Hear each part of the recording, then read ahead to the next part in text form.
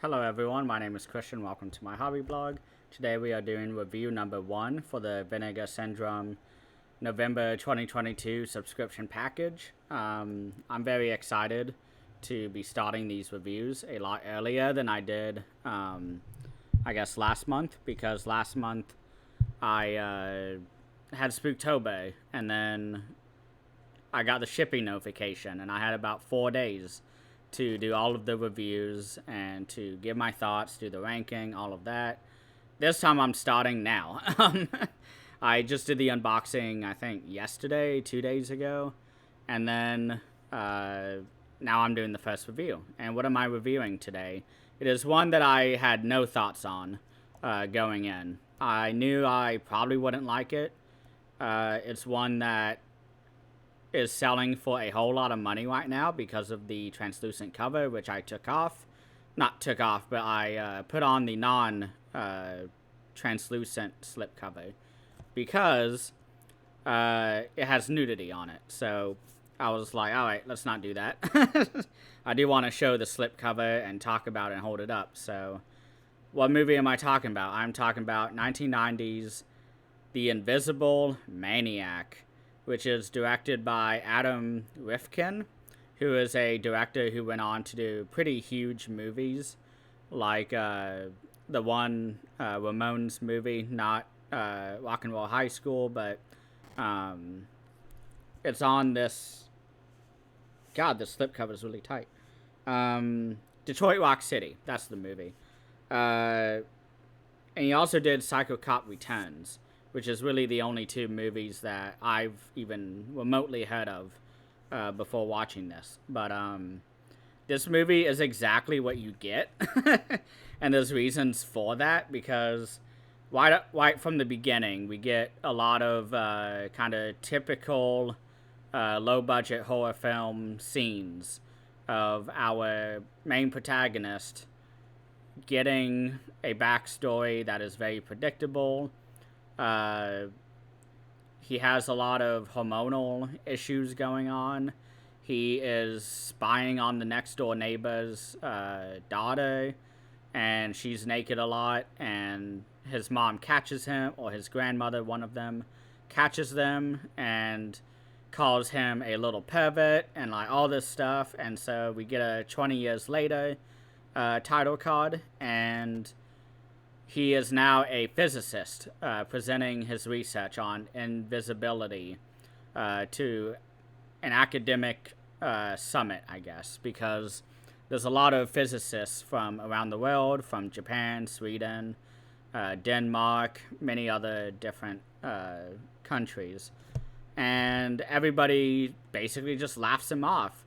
And he has a nervous breakdown, kills somebody, gets away, moves to a different town, becomes the physics high school teacher, or a high school physics teacher, and he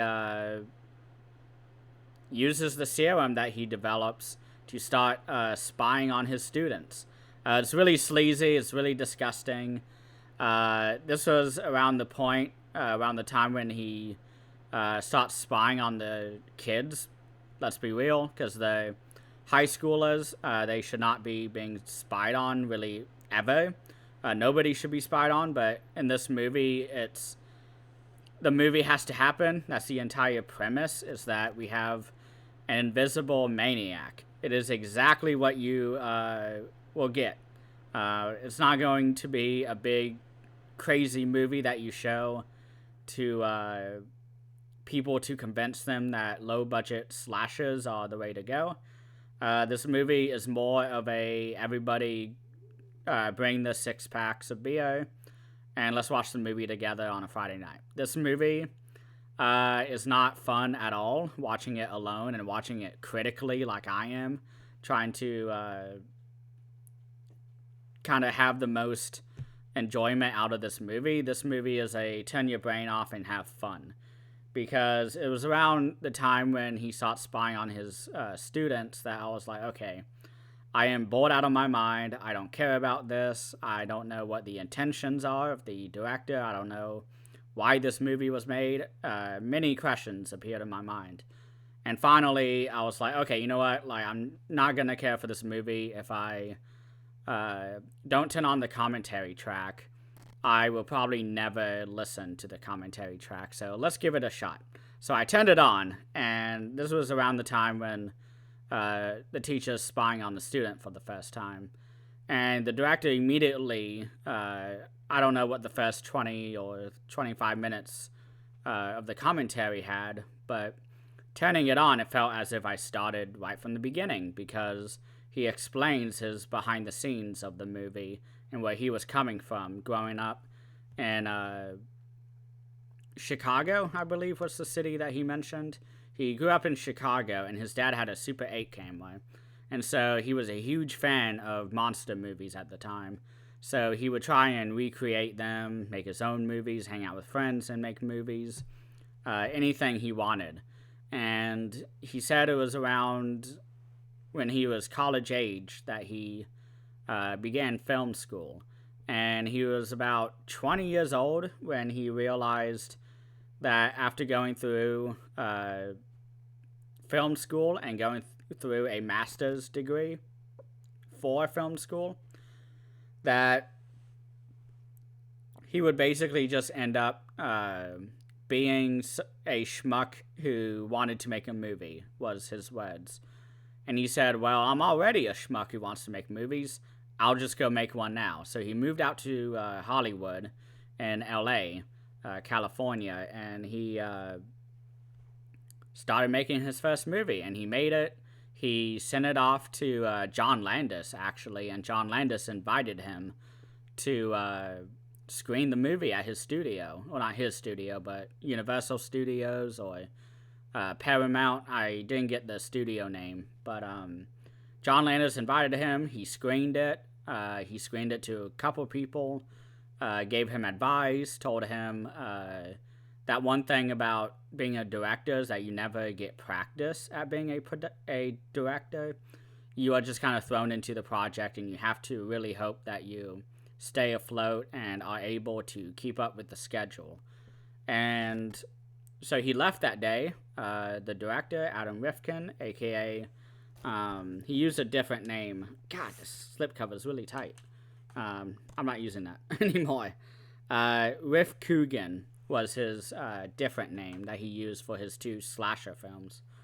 And he was talking about how he was getting ready to make his passion project after a successful first movie called The Dark Backward, which was the second movie he wanted to make. And he was saying how when they were gearing up to make the movie and he was getting the producers, getting the pre-production done, that he was thinking about that advice that John Landis was giving him, which was to, or not even advice, just a word of wisdom, like, hey, wouldn't it be great if directors could practice directing? And the director of this movie said, hey, that's a great idea. I'm going to make a very low budget, very exploitative movie to practice directing. A movie like that. And so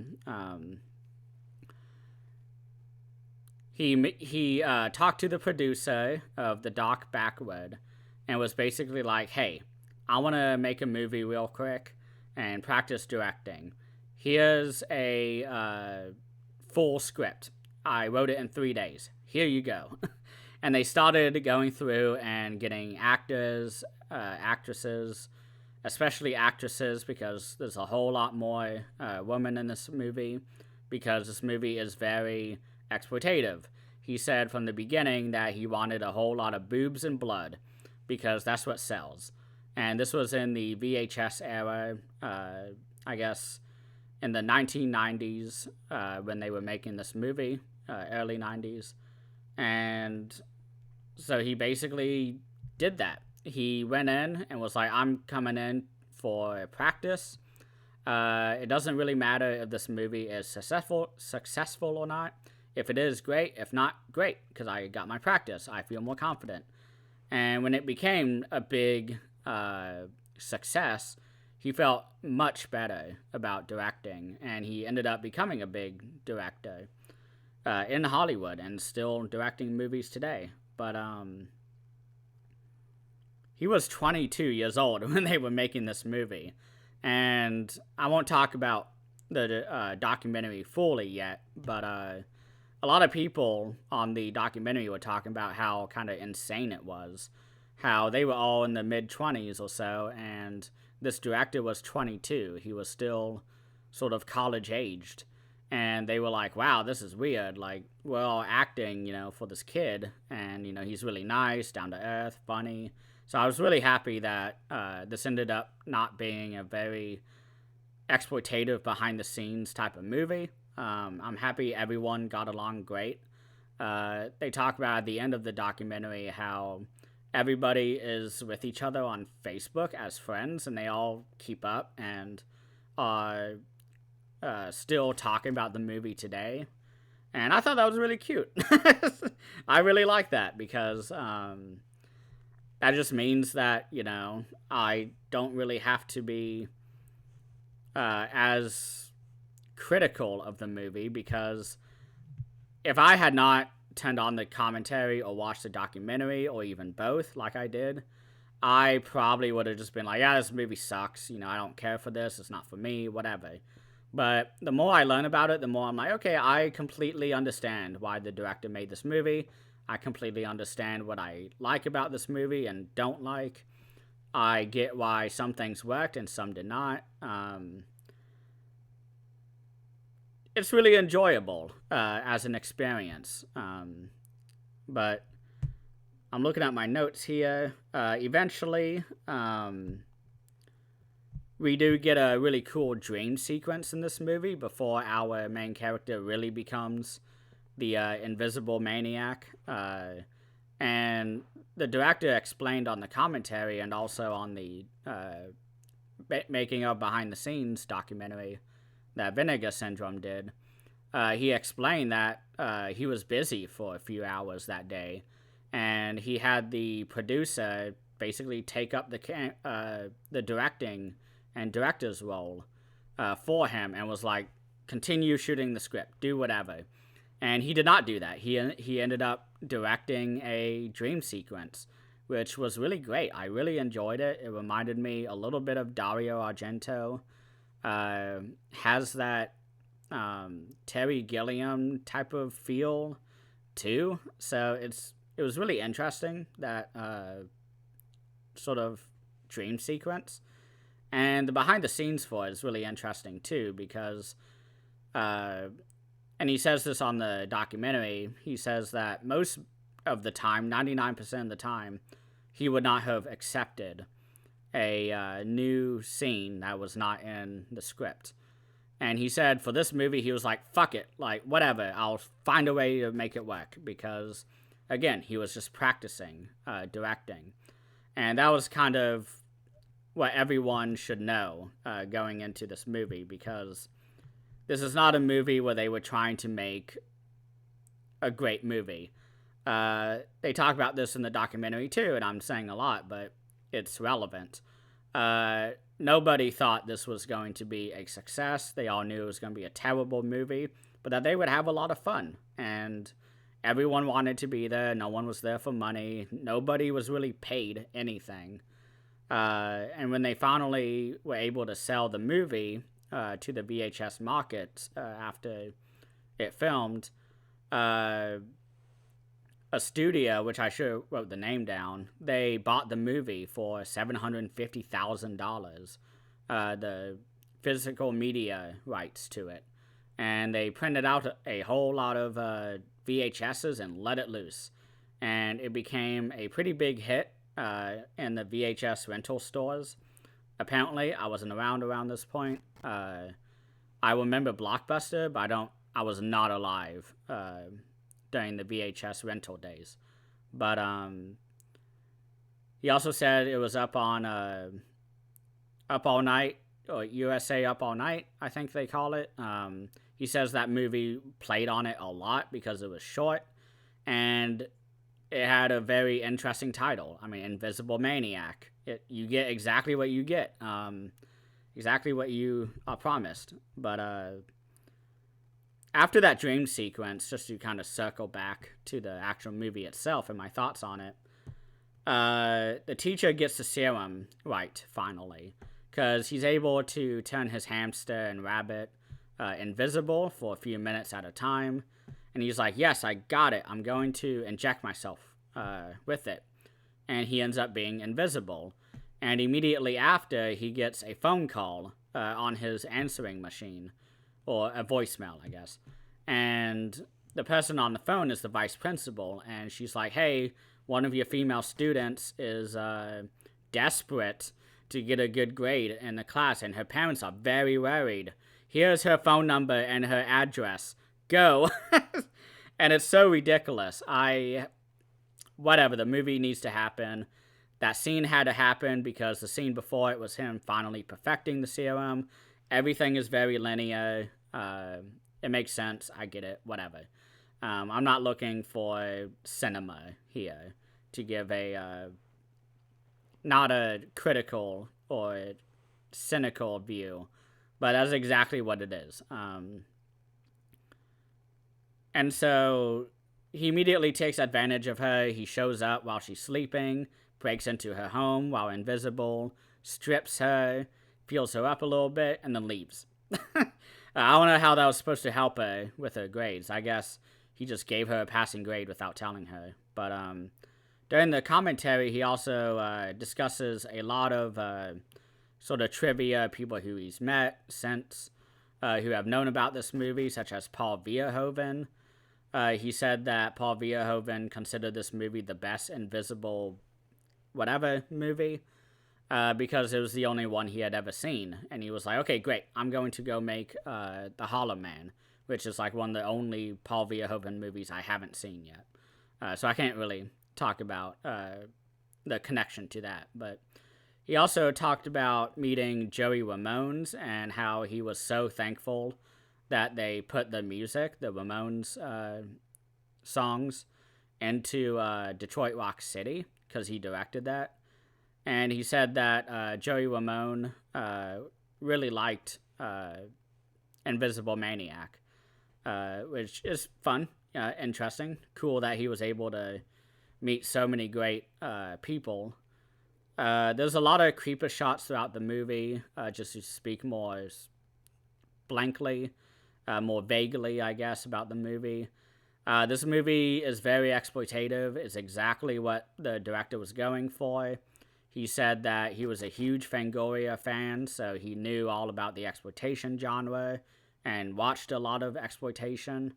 And he said right from the get-go, we gotta have boobs and blood, is what he always said back then, and on the documentary and the commentary, everything. And it makes sense. I mean, this movie did moderately well. And they even had a big screening in Hollywood because when they, and I didn't really know this, but he was saying how when you sell a movie to foreign markets, you sort of have to do a screening for some reason. He didn't go deep into the business of it, but he said that they have to screen it, and so using the 35mm print that they did while making the movie. And he said that once they did the screening, the foreign markets were like, hey, we need 17 more minutes, or 13 and a half minutes is the exact amount. And he was like, what the fuck? Like, we have nothing else to attach to the movie because they used all of the scenes. And so the producer was like, just shoot whatever. There's 13 and a half minutes you have to get. And on this release by Vinegar Syndrome, they were able to get the 13 and a half minutes for the release for this one. And I did not watch that. I have no interest because he explains in the documentary that it was just a non-written scene. He got the janitor character who is a mute and is constantly bullied the entire movie by all the jocks, and it's very tropey, which I'll talk about later. And they took the janitor character and was like, okay, we're going to just shoot for, a couple hours in the apartment around town. And they basically just did a dream sequence, just like the one earlier that was 30 seconds maybe. And they made a 13.5-minute dream sequence where it's him running down the street. Naked women are chasing him. Naked women are cornering him in alleys and in the apartment, at the school, just anywhere they could. And they did that. They sold the movie, and they just took that part right out for the VHS release because they did not want that. They thought it was stupid that they had to tack on 13.5 minutes because he says it's Japanese markets, but he wasn't really sure. So I'll just use Japanese as kind of a placeholder until I know for sure. But he says that the Japanese markets wanted 13.5 minutes, and that for exploitation movies, that's like a good amount of the runtime, even if it's a 3-hour movie. Almost 15 minutes is a long time. And so finally he was like, fuck it, we'll do it. We'll take it out for the release. And they don't even have the original material because for this release, they released the European VHS cut or whatever. And so what they were able to do was put it on this release, and he was like, yeah, sorry I don't have it, but I didn't want it either way. I was offended that I even had to do that because the movie was great on its own. And I sort of agree. This is a really fun movie. If you have the commentary on, and if not, to be in a room full of friends with beer flowing. The director did say that there was very little blood in this movie, which was one of my main issues, that anytime there was a kill, there was like no blood. Maybe a couple dots of blood spatter. And he said that was done on purpose, not because of a choice or anything, but because of budgetary issues. He said budget was a huge issue for this movie, and that to him it didn't really matter because he just wanted to practice directing. He was very like, this is why I made this movie. And this is why I'm giving him more of a free pass than usual, than I would with a lot of these kind of exploitative, sleazy movies, because he's very upfront, open, honest about his intentions with this movie. I don't blame him at all. But there's a really famous kill in this movie where they do use makeup, and it's where one of our characters is eating a big club sandwich, or a sub, I guess. And as he's eating it, the invisible maniac shoves it down his throat even more, and you see the sandwich bulging his neck out. And it's a really great effect. And that's the most famous kill. I went on Letterboxd while I was watching the movie, and I was like, oh, I don't care for this movie. This was before I turned on the commentary. And that was the only kill that I ever saw anything on. And that was just a fun kill. That's the most exciting one. There's also a really great kill in this with a fire hose where they filmed it in reverse. They interviewed the actress for that. I didn't write it in the documentary notes, but they talked to the actress who had to go through that scene. And she said it was the funnest thing ever because they had to shoot it in reverse. And she was like, how do I film this in reverse? I'll just do it normally. And it's really funny to watch on screen. They used that clip as a way to, or not as a way, but during the part of the documentary where everyone was remembering the premiere, and they said, oh, this part they laughed at, this part they laughed at, this part they laughed at. And that was definitely a part where I was like, okay, I kind of get what the tone of this movie was, because it's very serious for most of this movie, up to that point.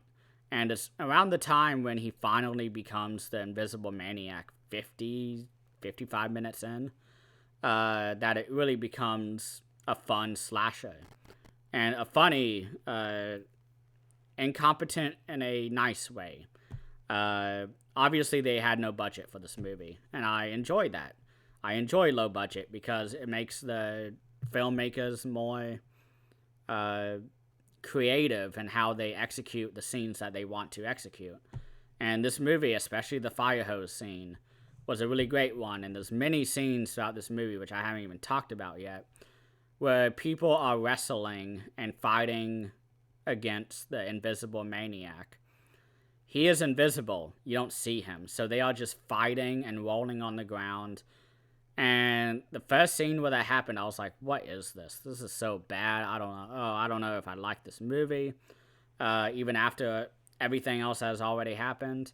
And it was around the second or third scene where that happened. Especially with our main jock, who I don't know what his name was. His character's name is Gordon, but the actor's name, Rob Schweitzer. Okay, I had to look. Oh, Rod Schweitzer. He's a really great actor in the physical comedy realm. He was quite convincing fighting against the invisible maniac, and he looked very committed to it too, because there were a few scenes where another actor would be being killed by the invisible maniac, and they keep looking at the screen when they're doing the rolling around on the ground or whatever, and they're completely embarrassed to be doing that, which I would be too, fighting against myself. It's not something you do every day. It takes a lot of skill to act it in a genuine way. But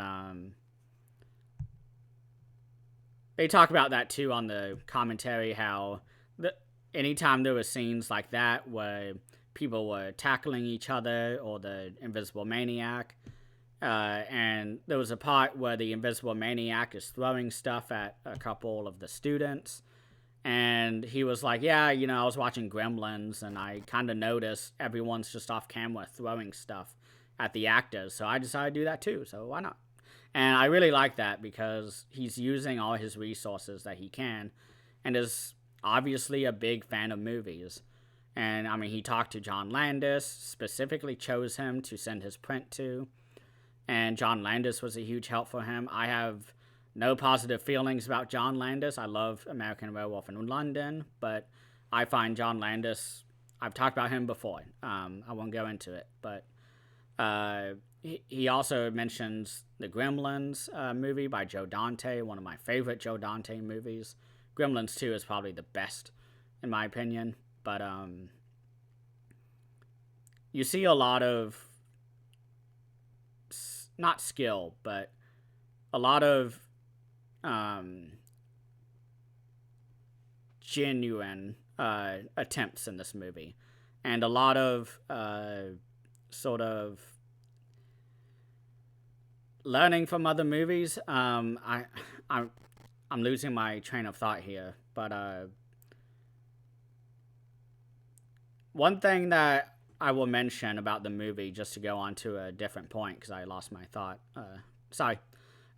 is that the director talks about all the tropes of this movie, because all of the kind of scenes in this movie have already happened in about every single exploitation movie. The nerd kids being nerdy, being dorks, being bullied on.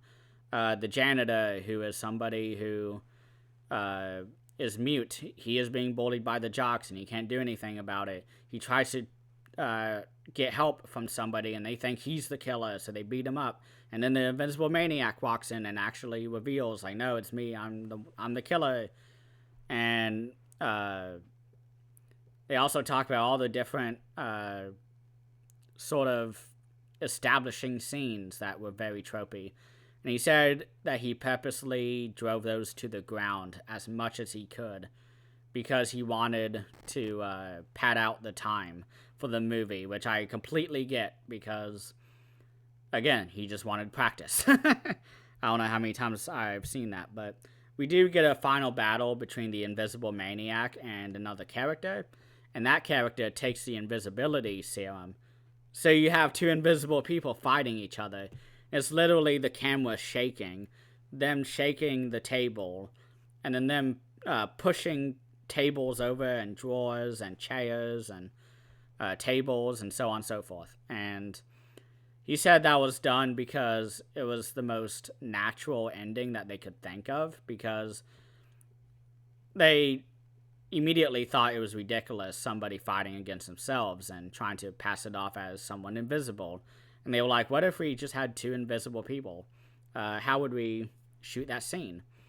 And he was like, this is basically what we came up with, and it's really funny. And then the cops run in, they're like, oh man, because one of them shoots the other in the head with a shotgun.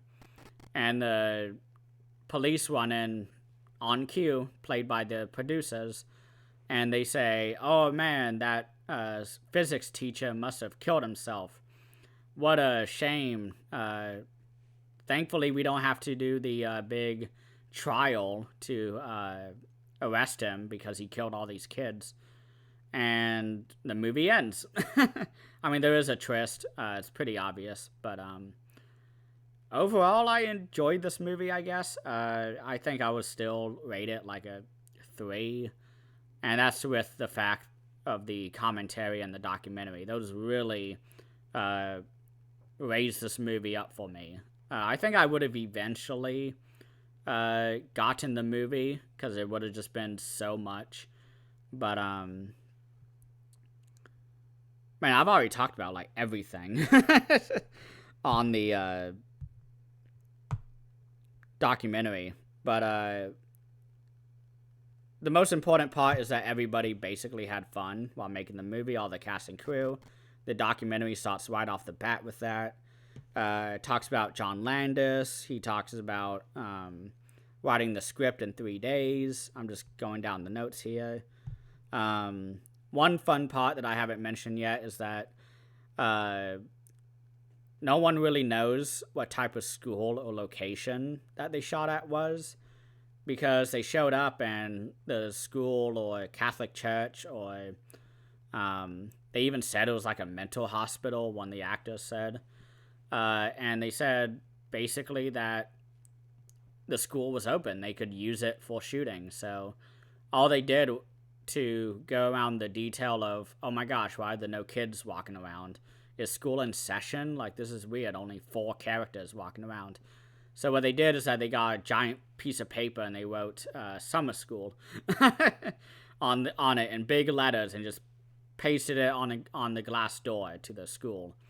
And they were like, all right, great. We don't have to pay for extras for all the students walking through the hallways and all that. And so that was really funny when they mentioned that in the documentary, because nobody really says the same thing as somebody else when they're saying where they shot. One person says, oh, it was an elementary school. One person says, oh, no, it was a Catholic school. And one person said, no, it's an all-women's school. And nobody really knows. And everyone's like, I think it was.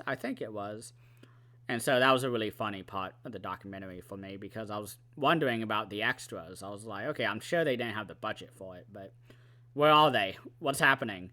I don't know what's happening with this movie. And it was a lot of fun, but they had 2 cameramen for this movie. One of them was, God, I should have gotten his name down, but he's the guy who invented Phineas and Ferb and who voices Doofenshmirtz. And he did a thrash metal pop kind of song for this movie that plays throughout, where it talks about the Invisible Maniac, and it's fun, fast, great guitars, great singing. But he talks about how he was showing the music video that they made for this movie to be shown on TV and at theaters, I guess. But he said that while he was showing this video to somebody, they were like, oh, like that sounds very eerily similar to Doofenshmirtz. And I never watched Phineas and Ferb, so I don't really know it too well, but I know the voice of that character. And he was like, yeah, you know, when I sing that song, I really do a Doofenshmirtz voice. And a lot of people, I think, would love to hear about that. I don't think anybody who watches that show knows about it, but that was a really fun trivia, little piece of trivia, in my opinion. And I'm not even a watcher of that show, or was when I was growing up, and that was pretty fun. I've already talked about the 13-minute thing, so Overall, I really enjoyed the documentary. They do kind of talk about the same things as the commentary. So it really depends on what you want to kind of go through. I would recommend have the commentary on. I'd even watch the movie without the commentary, except for the first, I don't know, 20 minutes or so. As I said, I wasn't going to watch this again. Definitely not. But I enjoyed this package as a whole a lot. I probably would not have bought this. I guess without the subscription, to answer that question that I ask every episode when I do these reviews. But this movie is exactly what you get. This cover right here is exactly what the movie is. Scantily clad woman, woman screaming. There's a dead corpse here with a knife through her face, I guess. So yeah. There's really not much else to say. This slipcover right here, the non-translucent, is really tight. I don't really like that, so I'm going to go back to the translucent one because it's the same design. It's just you get to see it nude, which I guess is fun. Fuck it. So that is the Invisible Maniac. I'm sorry. Oh my god. Can't show it for too long. Nudity. But thank you all so much for watching, and please have a great weekend.